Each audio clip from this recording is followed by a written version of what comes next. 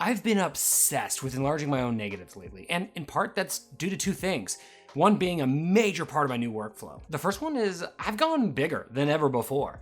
Okay, I'm being a little dramatic. When I first started enlarging, I started printing 5x7. It's mostly due to the cheaper price to start out. But now I feel way more confident, so I've moved up to 8x10. I feel like 8x10 is actually a really good sweet spot when it comes to printing. 5x7 is like having a few cookies, and 11x17 is having one too many cookies. Yeah, I mean, they are delicious, but you might feel bad about yourself afterwards, and maybe you shouldn't always have that many. Sometimes you can. But 8x10 is that sweet spot where you could just feel good about yourself and then go back for more cookies tomorrow. Or like me, you go back later for more cookies. You still feel good about yourself though. I'm really hoping this cookie analogy is working for you.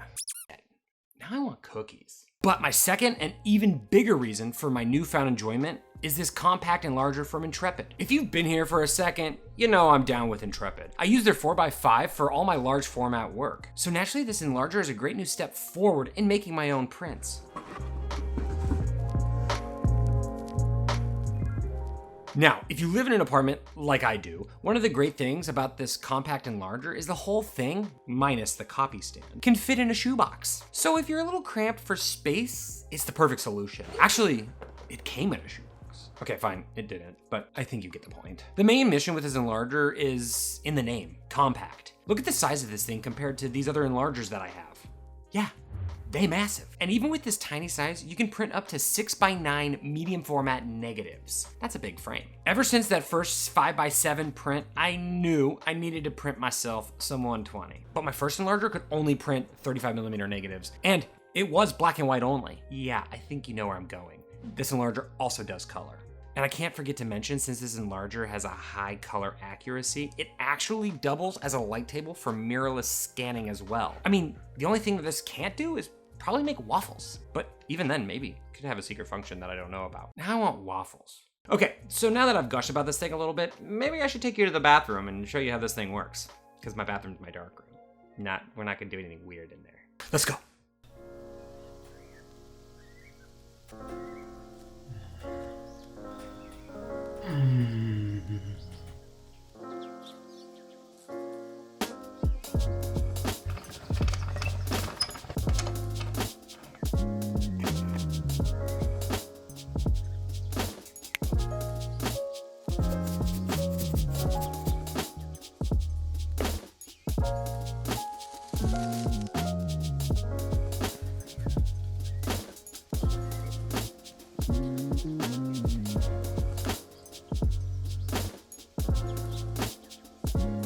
Hello and welcome to my bathroom. So my bathroom has been a dark room for, I don't know, a good week so far, so I've actually never taken a shower. So that's why maybe I look a little gross. Anyway, today we're gonna be focusing on the enlarger portion and not necessarily how to get the print, because I already know how to get the print. I wanna make more of those prints. Anyway, so let's get started. And first, let's put these things on.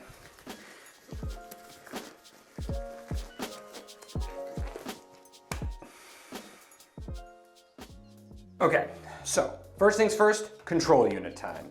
You got contrast for black and white, and then you got your 3 for color. We're not gonna dive into color. I haven't done color. I wanna do color. I haven't done color yet, so stay tuned in the future. Anyway, so you got your run, which is your timer. It's set, so you set your time and you hit run and it does what you want it to do. You got a focus light, which basically just means you can focus your print and all that fun stuff. You got a cancel to be like, OMG, popsicle sticks, I need to stop this right now. And then you have a mode and a safe light. See? Safe light. And this mode button goes between black and white, color, and your scan function for when you want to scan your negatives into the computer.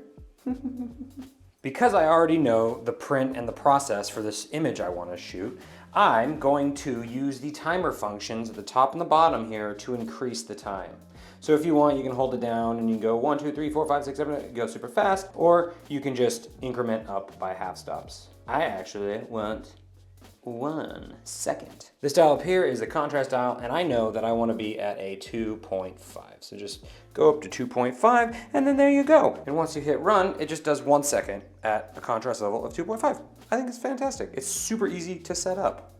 And when you set the height on your copy stand, all you have to really worry about is the focusing knob down here. So because I knew that I wanted to make medium format prints, I needed to get a larger copy stand, unlike what I had before, which was only meant for 35mm negatives. So yes, it's a compact system, but I've kind of made it non-compact by having a big Bestseller copy stand, which I got for 50 bucks, by the way. And at the end of the day, all I had to do was modify this base plate with a tripod mount and attach it to the unit itself, the compact enlarger. This thing is made to be put on kind of anything you need it to be put on. It could be put on a C-stand, it could be put on a copy stand, it could be put on a tripod, and it's really meant to do and be anything you need it to be when you need it to be that thing, to pack up and be kind of smaller.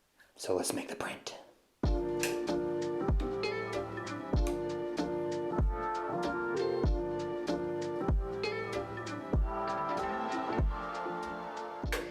Yeah, I should probably tell you about the print that we're gonna be enlarging.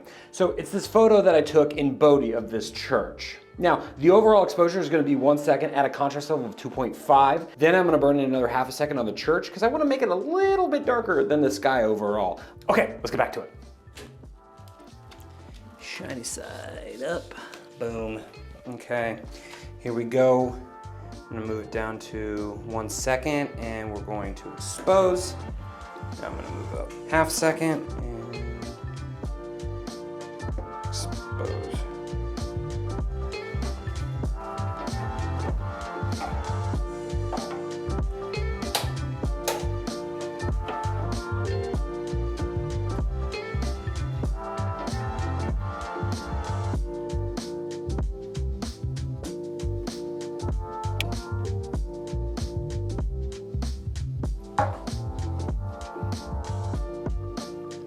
Time to fix. Ooh, baby, what's you doing there? Honestly, this is maybe one of my favorite prints so far.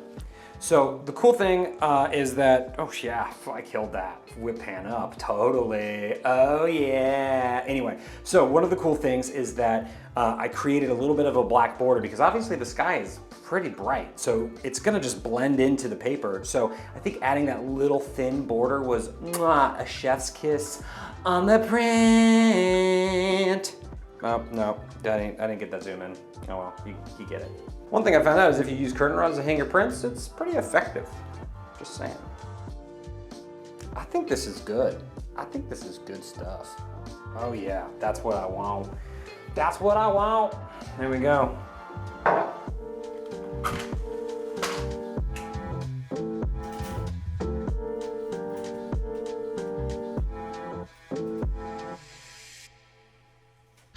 Okay. Do you see how easy that is? I know my setup isn't actually as compact as it could be, given the massive copy stand, but I do actually have plans to eat more cookies than I actually need. So it was an investment, and eating cookies means larger prints, if you forgot about the analogy. But I must say that this thing isn't entirely perfect. Nothing is. I mean, not even my beloved M6 or even the Mamiya 7 is perfect. There's always room for improvements. First, the focusing knob introduces micro jitters when trying to focus on the grain. It might be nice to move that mechanism on the side away from the lens. Secondly, the timer button feels a little slow compared to adjusting contrast of a print, so it might be nice to actually have a timer that is a dial instead of a button. And third, I'd like to see the button layout on the control panel rearranged just a little bit, along with a bigger run button. The run button starting your timer. On some occasions, I've accidentally hit the focusing button, which is the constant light used to focus your image, instead of pressing the run button when wanting to make a print, thus wasting a sheet of paper. So maybe having a bigger run button away from a focusing button could actually stop that from happening. And to be fair, it's only happened like once or twice. So it's maybe not the biggest deal, but it'd still be nice when you're in the dark. Pushing buttons, it's hard to see. Bloop, bloop, bloop. But on the whole, Intrepid has actually made a super solid enlarger. And the great thing about this being a newer product that is made from a company that is still around and innovating is that the enlarger can continuously be updated. And apparently, there's a new firmware update for my control unit. I'm just a lazy POS, so I really haven't done it yet. That, and I don't have a Windows computer. I'm actually thinking about setting up my own print shop soon for some limited run prints that I make myself. You know, just give it a little bad flashes love. Maybe I'll put some lipstick on. No, I probably won't do that. That's It's taking a little too far. So stay tuned for that. Well, thanks for joining me while I make some prints. It's my new fascination. I enjoy doing it, even though it smells terrible and we are losing a bathroom for weeks at a time. At least I can poop in there still. Okay, well, that'll do it for me today. I actually have to go back to Freestyle to pick up some more paper because, well, I ran out. Okay, bye.